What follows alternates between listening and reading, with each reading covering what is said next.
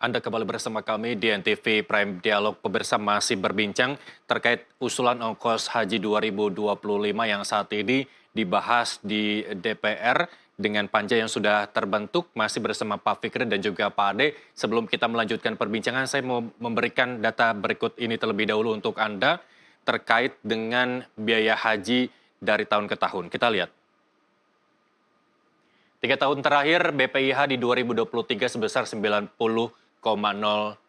juta rupiah, 2024 93,4 juta, dan 2025 diusulkan 93,3 juta rupiah. Sementara formulasi dari 2023 dan 2024 masih sama sebesar 60% plus 40, namun angka BP-nya yang berbeda. Kalau 2023 49,8 juta, sementara 2024 56 juta. Dan 2025 diusulkan 65 juta dengan formulasi 70% plus 30. Di luar dari perbedaan pandangan dari Menak dan Wamenak yang bisa menyebut bahwa ongkos haji bisa turun 85 juta rupiah, Pak Fikri, bagaimana Anda menanggapi ini?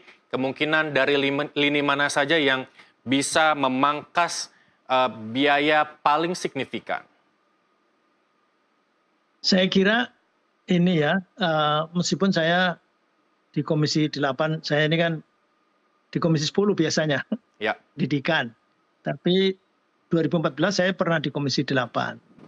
Komponen-komponen yang utama memang masih tetap sama. Yang paling menentukan sekali dan sangat signifikan itu memang penerbangan. Sehingga saya kira kita harus diskusi agak detail dengan maskapai. Kemudian yaitu beberapa kali anggota Komisi 8 juga yang sudah pernah mengawasi haji, itu tadi kenapa nggak beauty contest saja. Sekali lagi ini nanti tidak dibawa ke arah nasionalisme dan tidak nasionalisme ya, karena gara-gara misalnya Garuda tidak bisa memenuhi semua, karena toh biasanya juga ketika tidak memenuhi pesawat itu juga sewa dan seterusnya, sehingga kan sama aja. Oleh karenanya saya kira semangat kita sama, meringankan jamaah supaya juga tadi mendekatkan, tidak hanya bergantung kepada nilai manfaat dari dana keuangan haji yang ada di BPKH. Saya kira supaya lebih substansi, memang kita menurunkan, tadi ada datanya ya, dari 90 menjadi 93,4, kemudian 93,3 dan sebagainya. Ini esensinya itu. Kemudian diskusi bahwa menjadi semula 56 menjadi 65 itu faktor utamanya adalah dari nilai manfaat, optimalisasi di BPKH yang tadinya 37 juta menjadi 28 juta, berkurangnya 24,3%. Saya kira ini nanti diskusinya menuju ke arah perbedaan fikih. Menurut saya DPR dan pemerintah dan kemarin sudah sepakat. Nampaknya bisa kok. Tadi misalnya nanti memang dengan terpaksa memang tidak sama ya, antara embarkasi yang dekat dengan Saudi dengan yang jauh dari Saudi. Itu nanti mungkin akan berbeda. Ya tidak bisa kita samakan. Sesungguhnya yang sudah terjadi itu juga beda. Cuma memang karena BPIH-nya satu angka, kemudian akhirnya seolah-olah sama.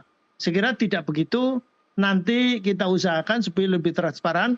Kalau bisa tidak hanya satu angka atau satu tarif saja atau satu BPIH saja, syukur menyesuaikan embarkasinya. Karena misalnya Aceh itu tidak sampai 33 juta. SOC Solo misalnya lebih mahal lagi dari 33 juta. Nah ini ya kita harus fair sama, karena haji ini kan pribadi ya, kita hubungannya dengan Allah SWT. Ya kalau yang bermukim dekat dengan Saudi tentu biayanya lebih ringan daripada yang jauh dari Saudi. Saya kira nggak apa-apa. Kan manistato ilaihi sabila itu tetap Allah itu maha adil. Nah saya kira kita akan buka satu-satu.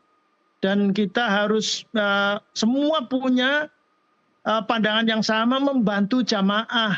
Jangan sampai ada tuduhan-tuduhan seperti kemarin 2023 yang akhirnya dialihkan dan sebagainya. Akhirnya antrian semakin panjang dan sebagainya. Ketidakadilan terjadi karena kuota jamaah reguler dipindahkan ke jamaah yang lain dan sebagainya dan sebagainya. Ini kebijakan-kebijakan begitu yang saya kira tidak ini sesuai dengan haknya, tetapi kita berusaha bersama-sama komponen apa yang bisa diturunkan sampai kalau perlu kita ke sana dialog dengan apa namanya, kalau di sana berarti catering, kemudian juga transportasi, karena transportasi dikeluhkan.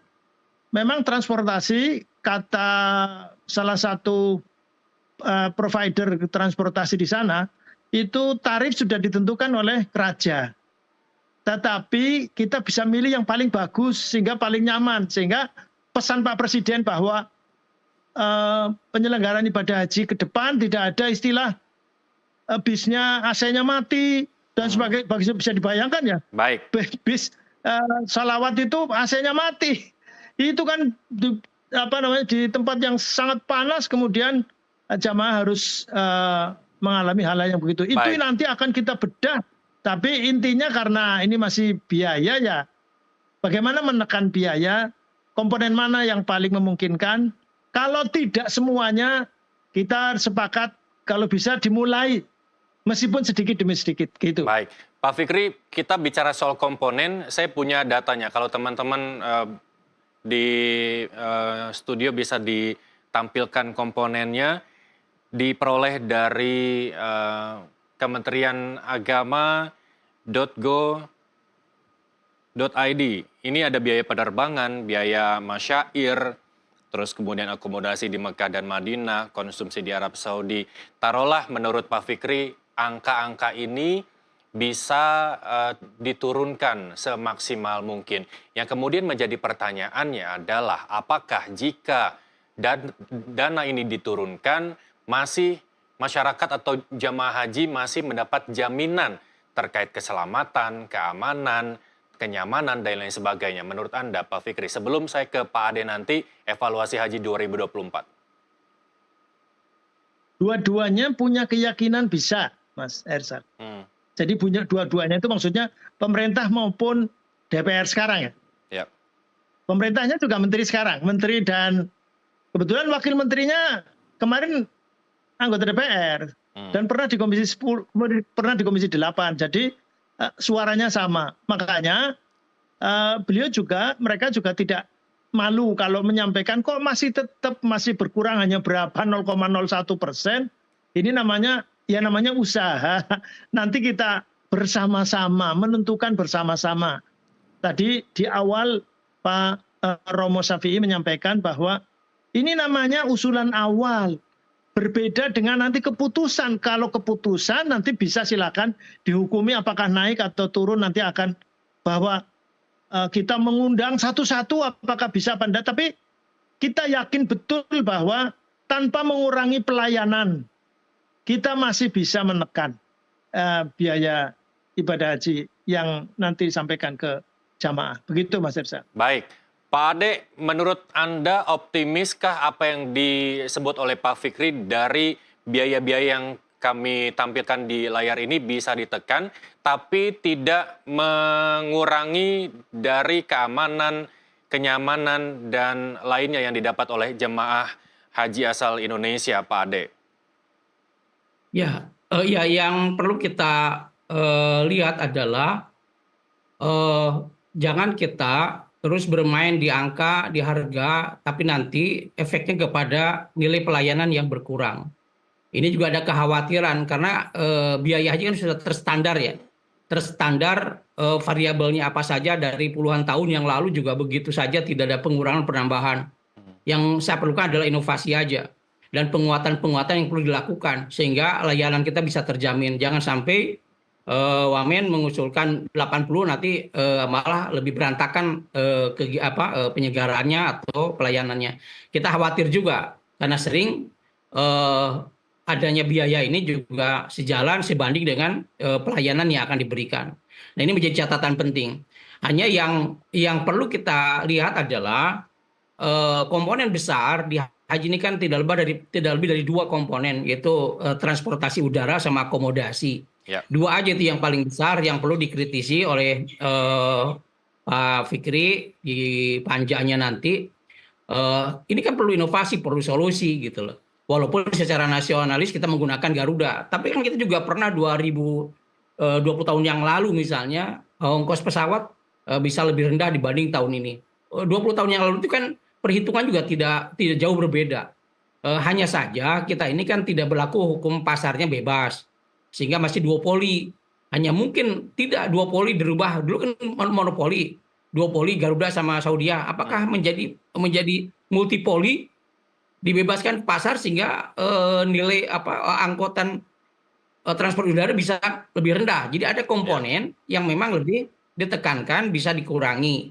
Kemudian dari sisi misalnya akomodasi, ini kan juga hal-hal yang sifatnya sudah permanen. Tinggal kita melihat jarak terdekat, kondisi rumahnya bagus atau tidak, kan itu harus dilihat juga. Ini berpengaruh pada harga, apalagi pada musim haji ini kan luar biasa, biayanya juga tinggi. Nah, ini perlu ada kedalaman-kedalaman inovasi jauh ke depan. Investasi BPKH saya kira bukan hanya di sukuk saja, tapi harusnya berinovasinya kepada pemondokan, penerbangan. Ini penerbangan belum ada jalan keluarnya. Dari dulu saya menyuarakan, kita bisa beli pesawat sendiri kok gitu loh. Kenapa tidak? Nah, ini kan juga harus menjadi PR besar untuk bangsa kita, sehingga kita tidak berpikir hari ini. Berpikirnya ke depan, ongkos haji semakin murah karena kita punya sendiri. Dari akomodasinya, dari transportasinya yang besar tadi komponennya. Ini saya kira perlu. Nah, yang saya ingin katakan lagi adalah pada aspek pembinaan sering di DPR, mohon maaf Pak Kiai Fikri, di DPR itu kan sering berkutat masalah keuangan, masalah biaya, itu yang sering rame. Pada aspek pembinaan menjadi minim, Pak. Kita ingin jamaah haji itu paham betul tentang haji, ruh ibadah haji itu apa sih? Anda tuh ibadah ke sana. Bukan karena biaya itu terus menjadi luntur aspek pembinaannya. Nah, pembinaan sering dalam komponen menjadi tidak terwakili, asal-asalan saja itu pembinaan, bimbingan 3 kali 4 kali, apa mau diharapkan. Nah, ini saya kira perlu ada evaluasi total tentang pembinaan pun, bukan hanya ada aspek biayanya, tapi pembinaan menjadi penting untuk kita cerdaskan jamaah sebelum berangkat. Apa manfaat mereka cerdas? Akan membantu tugas pemerintah kok kalau mereka cerdas dan tahu tentang haji. Persoalannya mereka tidak tahu, sehingga membebani pemerintah, membebani pelaksanaan, sehingga layanan juga tidak maksimal karena ilmunya tidak ada. Ini menjadi tugas kita bersama. Mudah-mudahan ada komponen di pembinaan menjadi signifikan untuk ke depan dalam mereka mencerdaskan jamaah haji. Baik, Pak Ade, saya harus tahan. Nanti dijawab oleh Pak Fikri soal pembinaan ini. Tapi kita harus jeda karena kita harus menyaksikan azan maghrib untuk wilayah DKI Jakarta terlebih dahulu. Pemirsa TV Prime Dialog akan kembali sesaat lagi.